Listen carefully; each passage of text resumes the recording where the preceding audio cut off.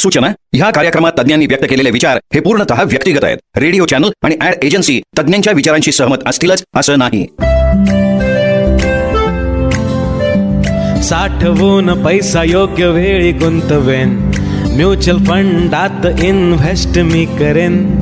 Investment extra income बनेल, माझ्यासाठी माझा पैसाही काम करेल. Crescent mutual fund distributors company, crescent माझ्यासाठी इन्व्हेस्ट करेल मनी. क्रिसेंट SIP ची वाट नवी, क्रिसेंट देते योग्य सेवेची हमी. Crescent AMFI registered Crescent Mutual Fund Distributors Private Limited. Contact number 9764125533.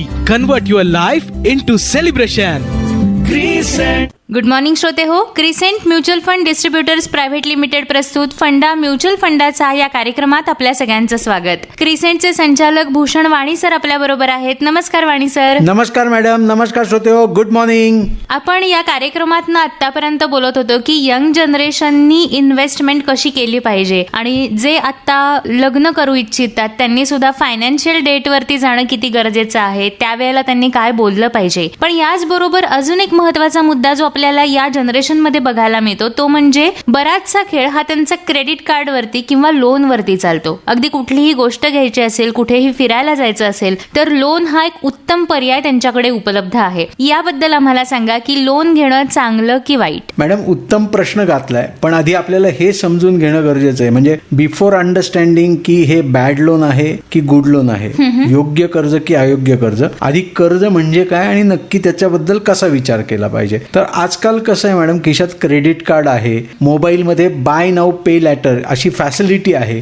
आणि असे बरेच ऑप्शन आलेले आहेत. त्यामुळे आपल्याला म्हणजे इंडिव्हिज्युअल्सला, प्रत्येक यंग जनरेशनला असं वाटतं की आपल्याकडे खूप पैसे आहेत. पण आपल्याला काय गोष्ट लक्षात ठेवणं गरजेचं आहे की आज जे आपण कर्ज घेतोय ते आपल्याला उद्याच्या येणाऱ्या उत्पन्नातून व्याजासकट परत करायचं आहे. म्हणजे कर्ज वाईटच असतं असं आपल्याला लहानपणापासून सांगितलं जातं, पण ऍक्च्युली तसं आहे का, तर तसं नाहीये. कर्जाचे दोन प्रकार आहेत. एक जे तुम्हाला श्रीमंत बनवतं आणि दुसरं म्हणजे जे कर्जाच्या खाईत लोटतं. पण आता चांगलं कर्ज म्हणजे गुड लोन, जे आपलं खिसा भरणार आहे, असे कुठले कर्ज असतात जे कर्ज घेतल्यामुळे भविष्यात आपलं उत्पन्न हे वाढणार आहे किंवा मालमत्तेची ॲसेट आपण ज्याला म्हणतो ती ॲसेट आपली वाढणार आहे, त्याला आपण गुड डेट म्हणजे चांगलं कर्ज असं म्हणू शकतो. आता याची काय उदाहरणं आहेत बरं, म्हणजे एज्युकेशन लोन आहे, तर स्वतःच्या कौशल्यावर आणि शिक्षणावर केलेला खर्च ज्यामुळे भविष्यात मोठी नोकरी किंवा व्यवसाय मिळून उत्पन्न वाढवू शकेल, म्हणजे चांगलं कर्ज आहे. होम लोन,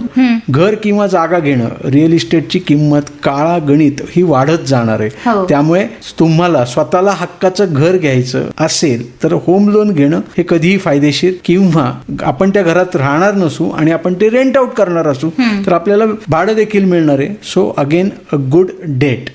त्यानंतर व्यावसायिक कर्ज, बिझनेस लोन, नवीन व्यवसाय सुरू करण्यासाठी किंवा वाढवण्यासाठी घेतलेलं कर्ज ज्यातून आपल्याला नफा कमवता येतो, which is a good debt. श्रोते हो, SIP, SWP, एक रकमी गुंतवणूक, retirement planning, financial freedom, life insurance, health insurance, home loan, education loan अशा सर्व प्रकारच्या गरजांसाठी आणि त्यांच्या बेस्ट फायनान्शियल सोल्युशनसाठी विश्वासाचं नाव म्हणजे crescent mutual fund distributors private limited. संपर्क 9764125533, 9764125533, 9764125533. हीच माहिती तुम्ही फंडा म्युच्युअल फंडाचा या क्रिसेंटच्या पॉडकास्टवरही ऐकू शकता. वाणी सर, तुम्ही सांगितलं की चांगलं कर्ज म्हणजे काय, मग आता ज्या कर्जामुळे आपलं नुकसान होऊ शकतं, ज्याला आपण वाईट कर्ज असं म्हणूयात, ते नेमकं काय असतं? सो ज्या गोष्टीची किंमत मॅडम काळासोबत कमी होणार आहे किंवा ज्या वेळेत तात्पुरत्या सुखासाठी किंवा दिखाव्यासाठी खरेदी केल्या जातात ज्या गोष्टी, त्याच्यासाठी घेतलेलं कर्ज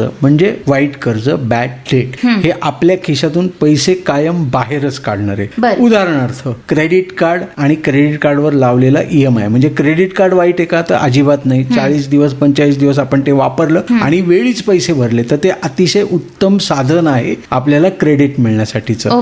पण ऍट दी सेम टाइम आपण त्याचा EMI लावून घेतला आणि त्याच्यावर व्याज भरत बसलो तर याच्या इतकं महागडं कर्ज नाही.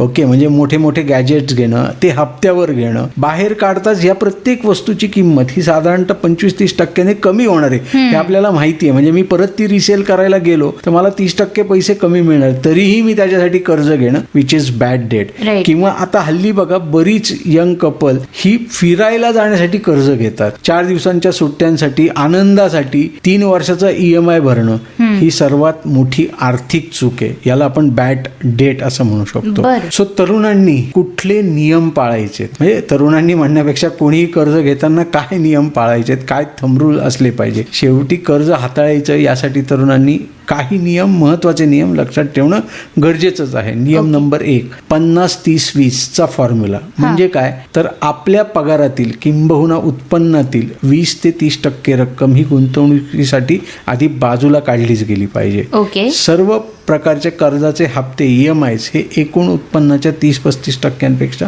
जास्त नसावेत.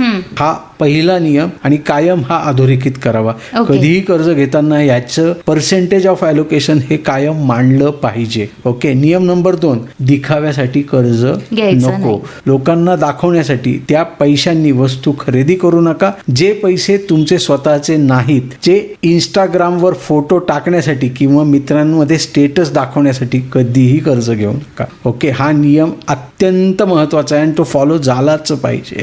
नियम नंबर 3, आपत्कालीन निधी म्हणजे इमर्जन्सी फंड. कोणतंही कर्ज काढण्यापूर्वी तुमच्याकडे किमान 6 महिन्यांच्या खर्चासाठी बॅकअप फंड तयार असावा, जेणेकरून नोकरी किंवा व्यवसायात कुठलीही अडचण आली तरीही कर्जाचा डोंगर आपल्या माथी होणार नाही. हे फॉलो केलं पाहिजे. म्हणजे हे 3 नियम जर आपण प्रकर्षाने फॉलो केलेत आणि कायम जर आपण बॅड डेट हे कशासाठी आहे आणि गुड डेट हे कशासाठी आहे याची जर मांडणी केली, किंबहुना विचार केला, 1 सेकंद पॉज घेऊन विचार केला आणि मग त्या कर्जाच्या जाळ्यात किंवा विळख्यात अडकलो तर काही हरकत नाही. म्हणजे विळख्यात अडकलो जेव्हा मी म्हणतो पॉझिटिव्ह अँगलने, निगेटिव्ह अँगलने अडकलं जाणं म्हणजे कायमस्वरूपी कर्जाच्या विळख्यात आपण आपली मान देणं. सो जे नाही झालं पाहिजे.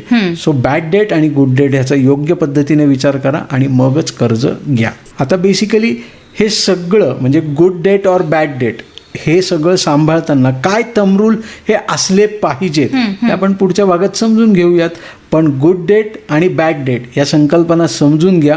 कर्ज हे वाईट नाही, कर्ज हे चांगलं आहे, पण ते कुठल्या कारणासाठी घेतलं जावं हे महत्त्वाचं आहे. म्हणजे कर्ज हे सुरीसारखं आहे बघा. सुरीने भाजीही कापता येऊ शकते किंवा हातही कापला जाऊ शकतो.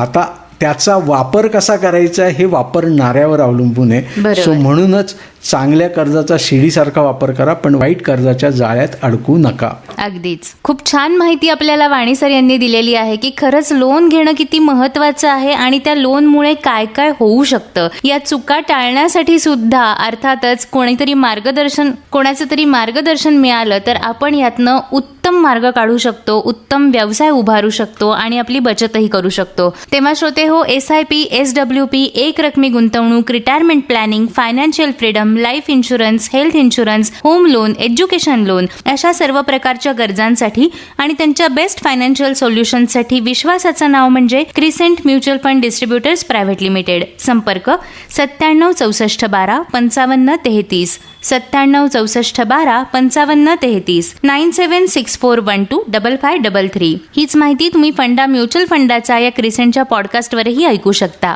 पुन्हा भेटूयात. Crescent mutual fund distributors private limited प्रस्तुत फंडा म्युच्युअल फंडाचा या कार्यक्रमाच्या पुढच्या भागात भूषण वाणी सर यांच्यासह. तोपर्यंत नमस्कार. नमस्कार मॅडम. नमस्कार श्रोते हो. योग्य कर्ज घ्या, शांत झोपा, आनंदी राहा. साठवून पैसा योग्य वेळी गुंतवेन, म्युच्युअल फंडात इन्व्हेस्ट मी करेन. इन्व्हेस्टमेंट एक्स्ट्रा इन्कम बनेल, माझ्यासाठी माझा पैसाही काम करेल. Crescent mutual fund distributors company, crescent माझ्यासाठी इन्व्हेस्ट करेल मनी. क्रिसेंट SIP ची वाट नवी, क्रिसेंट देते योग्य सेवेची हमी. Crescent AMFI registered Crescent Mutual Fund Distributors Private Limited. Contact number 9764125533. Convert your life into celebration. Mutual fund गुंतवणूक ही बाजारातील जोखमीच्या अधीन आहे. गुंतवणूकदारांनी योजनेशी संबंधित सर्व कागदपत्रे काळजीपूर्वक वाचावीत. निर्मिती संकल्पना अमेय जोगळेकर.